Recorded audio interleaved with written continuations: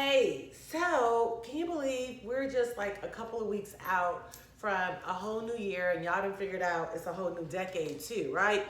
So I was in my quiet time, I've kind of slowed down on my travel, which has been amazing because I've been able to kind of sit down, assess like what I've accomplished this year, things that I've done, things that I want to do with my honey, with my family, with the ministry, with my businesses and investments. And I think it's just so important that as you get ready to go into a whole new year, that you kind of stop and pause and just kind of assess where you are, because we live in a day and time where we could all probably just go, which is great because I think that's necessary to have a very strong work ethic. But then you also get to a point where it's like, okay, I need to slow down so I can kind of see what's going on. So first of all, I kind of wrote this out for the new year.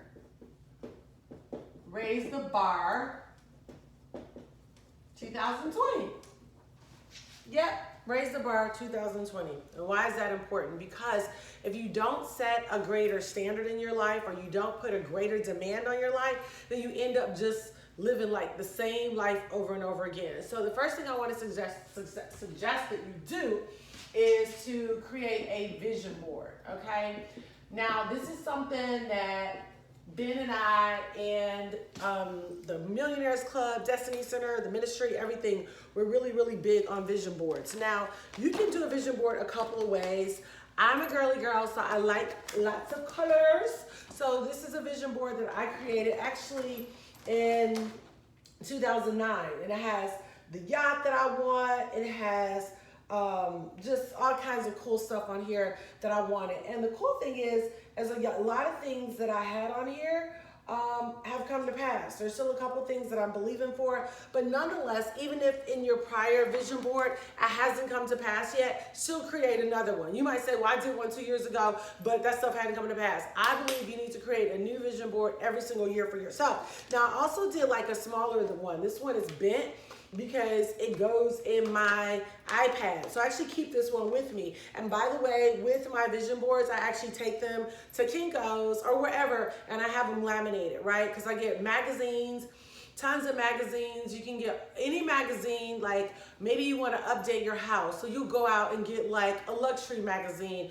or a magazine that focuses on furniture. Or maybe you're like, girl, this year I'm working on preserving my pretty child. So you might want to go out and get the new beauty magazine and find out all the latest and greatest. Or maybe you, I don't know, you might need foot surgery, child. Go get a magazine or a book on podiatry and how you want your feet to look. Like, it doesn't matter. Like, you might have a vision to feed the homeless or help women in domestic violence shelter. Like, I'm really passionate about women in the domestic violence shelter because I've been in an abusive relationship before, and it was horrible. My self-esteem was shot, and there were people in my life that really, really contributed to helping me get out of that situation, having the boldness and the courage. So I'm on the board for the domestic violence shelter. I'm really passionate about that, and I'm really passionate about our young people being able to get computers. So anyway, I might, on my vision board, I might get pictures of computers, or I might get pictures of a woman before and after showing her maybe downtrodden, and then another one, her made up and,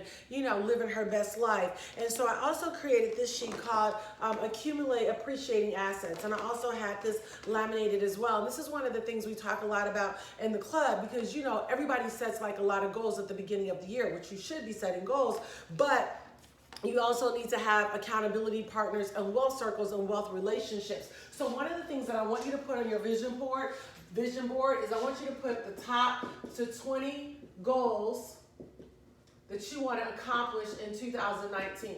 So the top 10 to 20 goals that you want to accomplish in 2019, okay? Now, my battery is low, so I had to hit that thing. But anyway, so top to 20 goals in 2019. And then within that, make sure that you put in there, don't just have, of course they're your goals, so you can do whatever you want to do. But I would also make sure that you put in there spiritual goals, emotional goals. Some of you are highly emotional and you like, this year I'm not snapping on nobody. That's a goal. And then financial goals, okay? your money, then your spiritual goals. You're like, hey, it's time for me to get closer to God. I need a relationship with him. And I need to, whatever that is, this year I'm spending at least 5 minutes reading my word. I'm not going to just jump up, start brushing my teeth and go to social media. I'm going to jump up and go to Jesus first so he can tell me my agenda, right? And then the rest will be blessed. But anyway, you want to put down spiritual, emotional, and financial goals. Within that, have a goal for your marriage. Because if you don't have a goal for your marriage, it might end up someplace that you don't want it to end up. Have a goal for your family, your children, your nieces, your nephews, right? Have a goal for your business. And then have a goal for your investments. And you might say, what investments? Well, that's why you need to start. Right? Have a goal for it. Because whenever you have a goal for, then you become intentional about it, and then the likelihood of it coming to pass is true. Last thing I want to leave you with, Habakkuk 2:2. The Bible says to write the vision and make it plain so that he who reads it can run with it, right? This is going to help you to create a laser focus for 2019. This is going to help you hopefully to be more accountable to what your daily activities are. Some of you are spending too much time with non-producing activities, right? And there's a time for that because there's family time, which I'm really big on. But sometimes y'all just like spending time doing too much of nothing, things that don't add value to you. And the last thing is you need to assess your relationships.